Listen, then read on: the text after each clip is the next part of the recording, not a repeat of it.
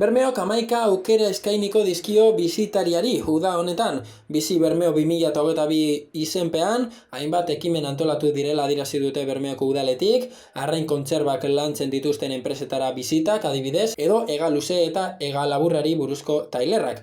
Arrantzale museoan egingo den izaro erakusketa ere ikusteko aukera izango dute bisitariek, itsasontziaren irteerak, Topa Bermeo Escape bilatz ginkana, edo Bermeo Tuna Pintxo Tour, besteak beste. Bermeok urtero bezala beraz eskaintza turistiko zabala eskainiko dio bisitariari.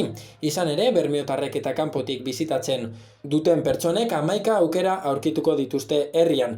Bizi Bermeo 2022 izenpean, hainbat ekimen antolatu dira, esan bezala. Kepa Zumeta, Bermeoko turismo zinegotzia denak, esan du Bermeok aukera polit eta oso ezberdinak aurkeztuko dizkiola bisitariari. Uda honetan, herrian asko ezagutzeko dela adierazi du, eta aurkezten duten eskaintza oso zabala dela, adin guztietara bideratutakoa.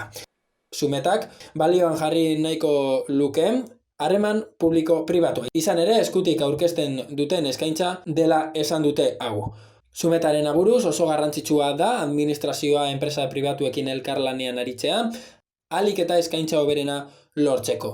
Eskerrak eman nahi dizkie gainera, udalarekin batera hau guztia posible egin duten pertsona eta enpresa guztiei. Beraien lanik gabe ezinezkoa izango litzatekela adierazi du. Zumetak gainera esan du Bermeo Tuna World Capitalire eta Rural Kutsari ere eskerrak eman nahi dizkiola, eta lehenak lan paregabea egin duela tuna balioan jarri eta honen arrantzaren eta kontserba enpresen mundua herritarrei hurbiltzeko.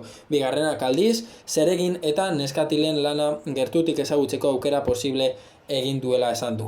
Izan ere, Rural Kutsaren laguntzari esker, uda honetan ekimen hau 100% egin ahal izango dela azpimarratu du. Eta bisitak segurtatuta egongo direla ere jakinarazi du.